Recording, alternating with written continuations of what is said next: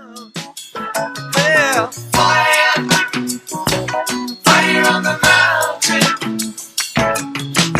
Fire, fire on the mountain. Fire. The reading from Scripture this morning is found in the Old Testament, the book of Exodus, chapter 24, verses 12 through 18. If you care to follow along, it can be found on page 70 of the blue Bibles in the pew racks before you. The Lord said to Moses, "Come up to me on the mountain and wait there, and I will give you the tablets of stone with the law and the commandment, which I have written for their instruction." So Moses set out with his assistant Joshua, and Moses went up into the mountain of God. To the elders he had said, "Wait here for us until we come to you again, for Aaron and Hur are with you. Whoever has a dispute may go to them." Then Moses went up on the mountain, and the cloud covered the mountain. The glory of the Lord settled on Mount Sinai, and the cloud covered it for 6 days.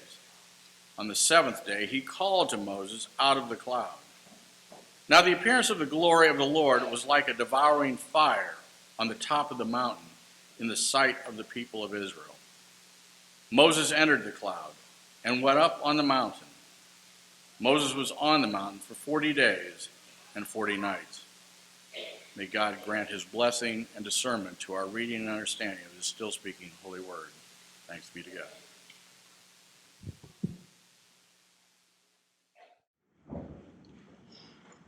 Some of you may recall that I have mentioned multiple times before that as a child, I was very blessed, very fortunate to have the opportunity to spend a lot of time with my grandparents, both my mother's parents and also my father's parents. I was lucky especially because my father's folks, Roy and Evelyn Chandler, lived in the same town and the same community that I grew up in Winder, Georgia. And so, especially during the summer, there was a lot of opportunities for us to go over and spend the night. My cousins and I and my brother, we would go over and spend the night. And my grandparents, we called them Grandmama and Pop. We were real original with our names for our grandparents back then. And, we would spend the night, and it would always be a lot of fun. And so, especially during the summer, we would do that as the days were longer. They had a nice big city lot for us to kind of play in. Winder City. Anyway, it's not Winder's not a city, but yeah. Anyway, and so every Wednesday of the week, after supper was finished, now we call the midday meal dinner in my family. So after supper was finished, and as my grandmother Chandler stood at the sink and hand washing the dishes, my grandfather, Roy, my grandfather would leave the house around 6 p.m. every Wednesday night to go pick up the latest edition of our weekly hometown newspaper. Now here in Ferguson, it comes out once a month, but in Winder, Georgia, it comes out once a week because that's a big city there. And so once a week, every Wednesday at 6 after supper, he would leave the house to go pick up the Winder News, and he would get the paper, he would get a gallon of milk, he would get a loaf of bread, and if he was in a particularly good mood, then he would get orange sherbet. My grandfather was diabetic, and so he couldn't eat ice cream, so orange sherbet was his choice of dessert. So that's what he would do. The Winder News, as I said, is a weekly publication, and it officially employs a publisher, a news editor, a sports editor, because you got to cover all the local high school sports, had a couple of reporters, and of course a photographer. But unofficially, the Winder News received all of its information from a group of 70-year-old and older women. A group that included my grandmother. Now, the Winder News is the official county organ, which means that it is the paper of record for Barrow County, Georgia, and that it contained all of the legal notices. That's how you could find out who was getting divorced and who was getting married and who was being foreclosed on and who was being sued and all the other things, and how the county would give official notice to what was going on. And so its main purpose and role in the community was also to put into official document in writing as the paper of record all the things that my grandmother and her friends spent every afternoon discussing on the phone for hours and hours and hours at end. She had, of course, a rotary phone. Josh, a rotary phone is a phone where you had, and God forbid if somebody had a lot of zeros in their phone number and you messed up and then you had to start all over again. And she had a rotary phone that had a 50-foot handset cord, so it allowed her to walk freely all over the house. So she could go about everything that she needed to do during the day, whether it was cook dinner, midday dinner, whether it was cleaning the dishes, whether it was folding the laundry. My grandmother had the strongest neck of anyone I've ever seen because she spent all afternoon with the cradle of the phone wedged in between her neck and her shoulders, all the time on the phone, multitasking, doing all of this and getting ready for supper while she was watching her stories.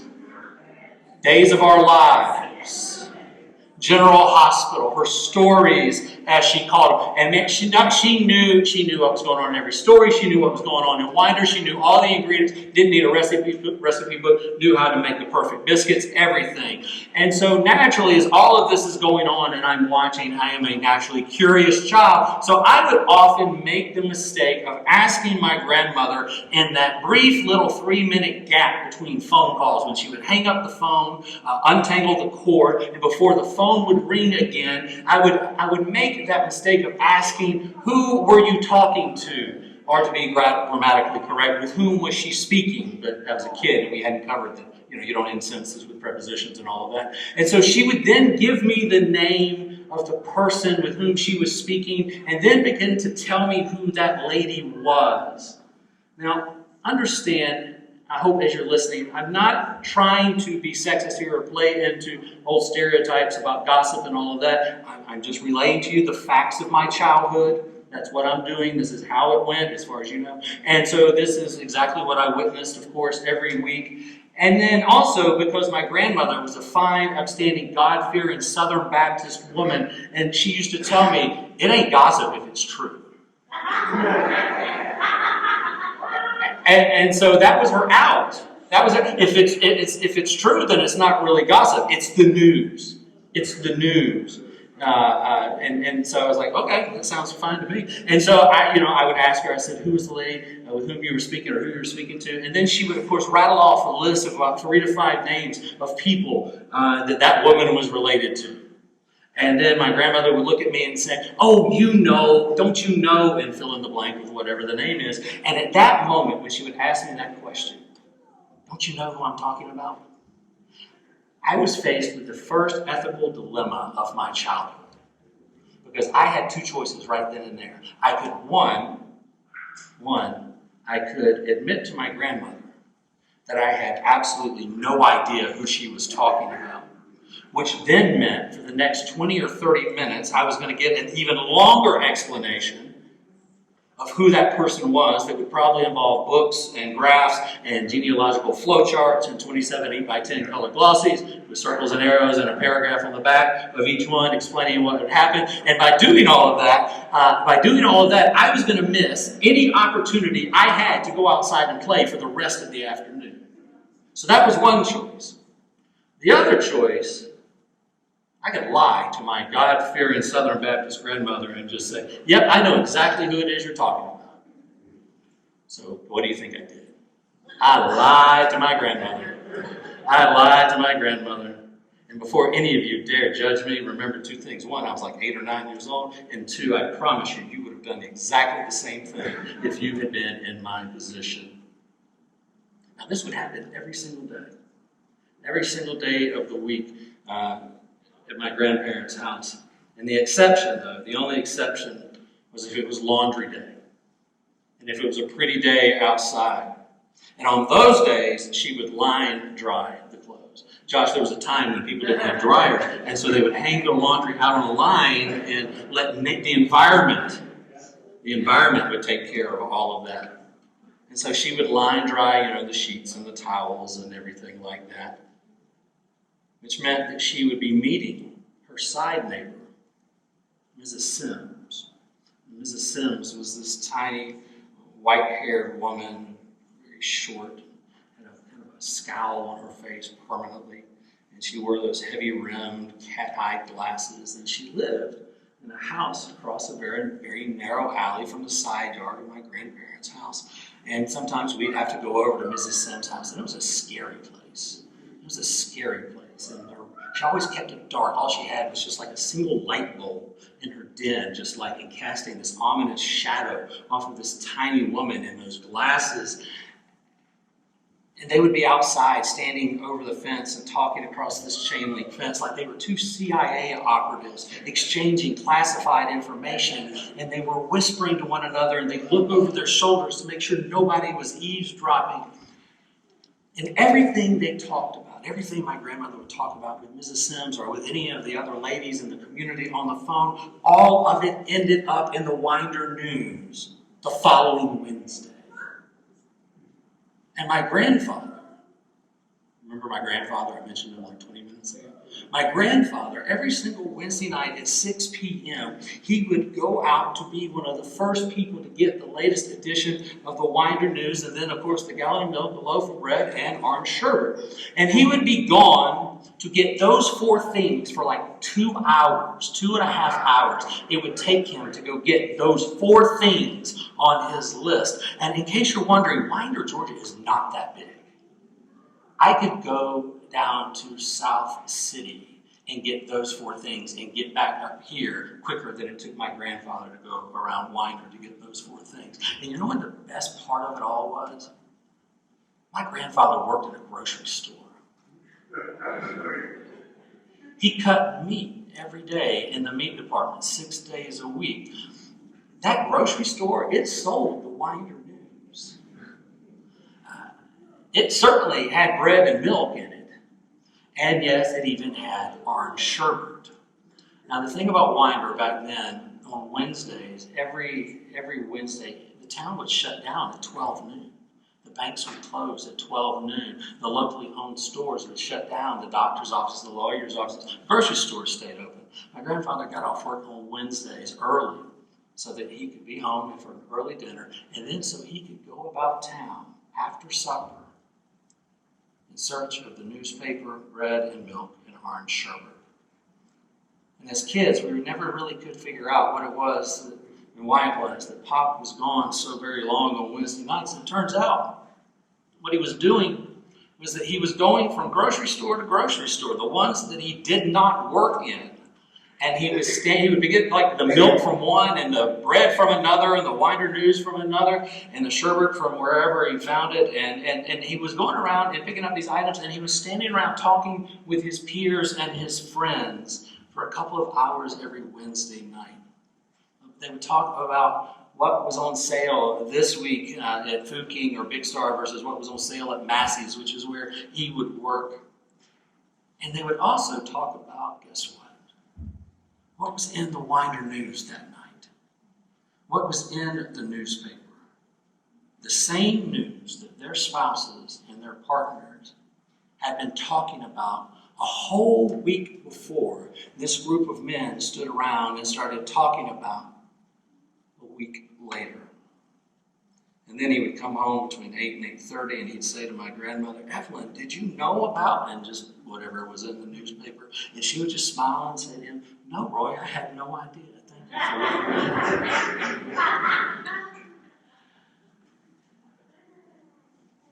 And then she'd just look at us grandkids and grin, because we all knew that she had known a week ago, and she had gone on, long ago moved on to more relevant and up-to-date community news. And then my grandfather would put on his pajamas and have a bowl of cereal with orange sherbet, and he'd go on to bed. As a kid, those 2.5 to 3 hours seemed like an eternity, kind of like the story. It seemed like an eternity. And we grandkids would just sit around the house and waiting with great expectation for my grandfather to return. And the longer he took, the more anxious we would get. Now, my grandmother, she would never get anxious because she knew and she trusted that he would come back home when he was ready, after he had had some time out. Because you see, that was really those Wednesday nights for those couple of hours, that was really the only socialization my grandfather had outside of work.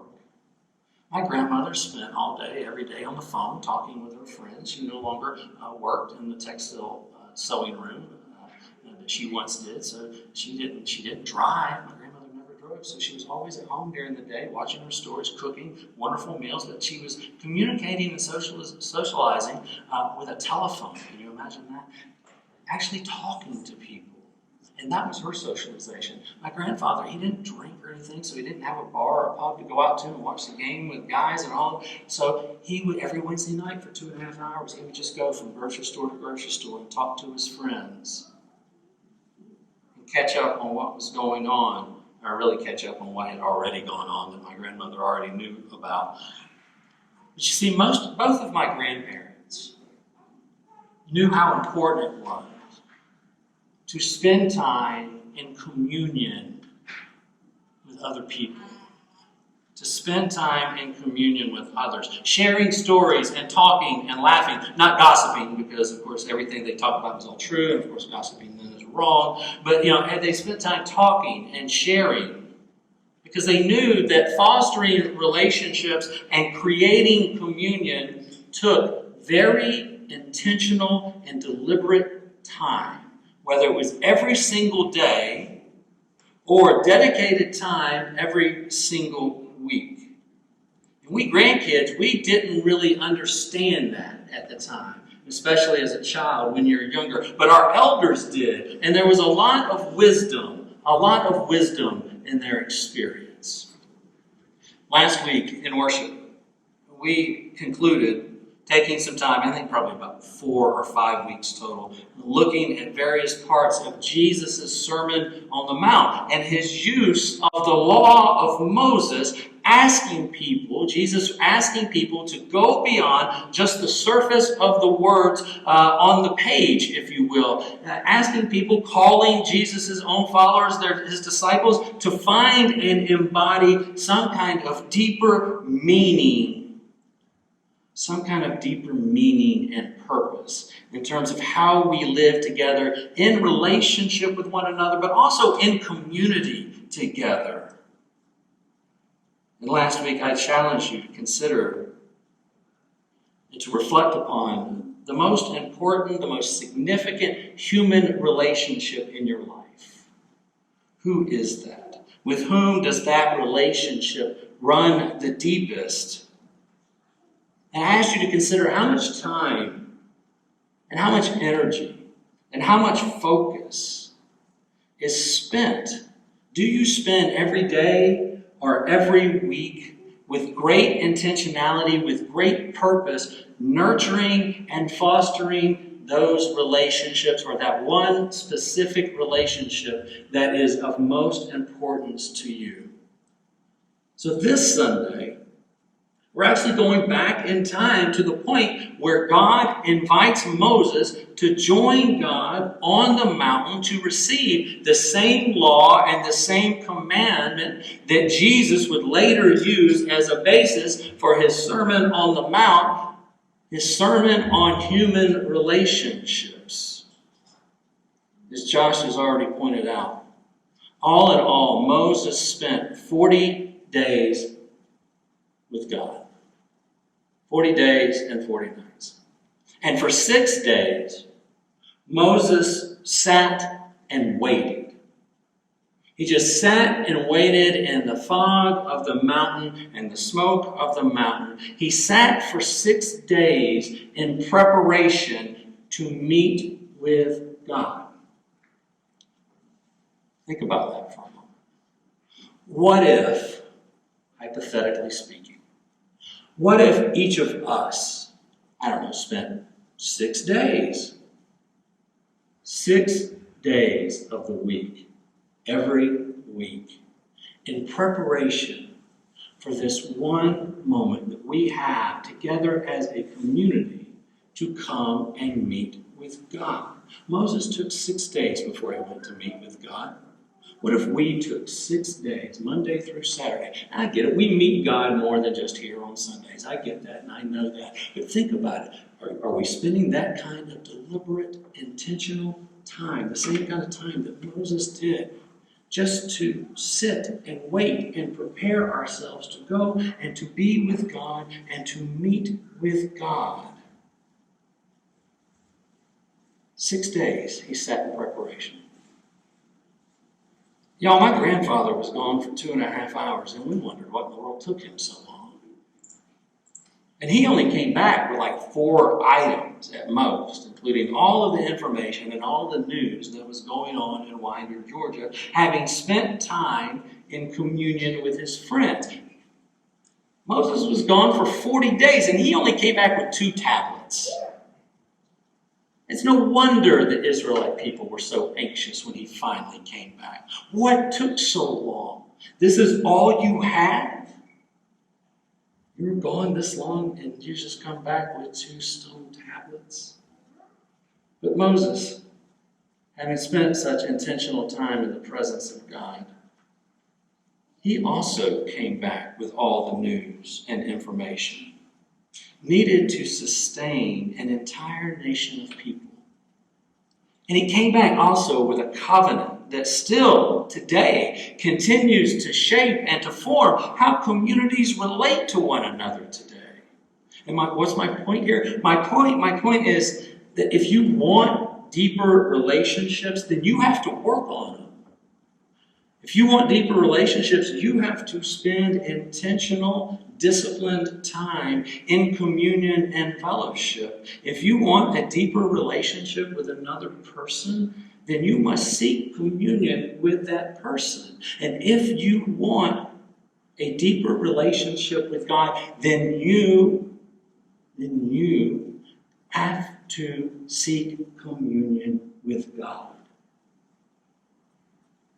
Having said that, I also think it's important to note that God is the one who extends the invitation to Moses to come join God on the mountain in a time of preparation and communion. The 6 days that Moses sat and waited are symbolic of the 6 days that God spent creating the heavens and the earth and all that was in it. And for those 6 days, Moses created the necessary space to receive what God had in store. What God had in store, not just for him, certainly for him, but not just for him. To see what God had in store for a whole people, a whole nation. And when Moses was done with his creating, God said to him, "Come on, Moses. I have something I want to share with you."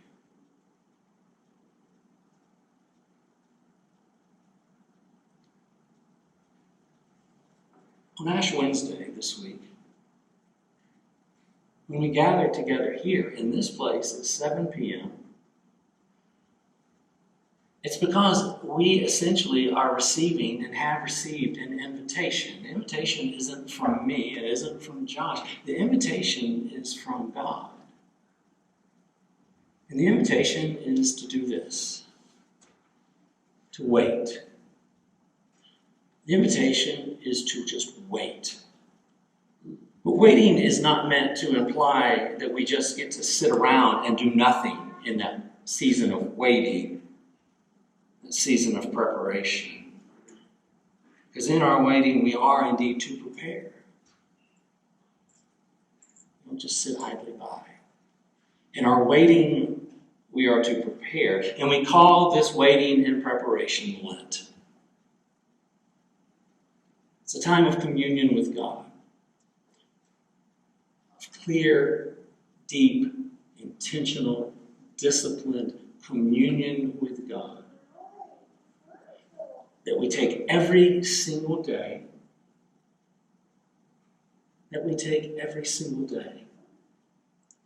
To shut out a whole lot of the stuff that's going on around us in the world today. A whole lot of the stuff that's going on around us in our own lives. We wait and we prepare.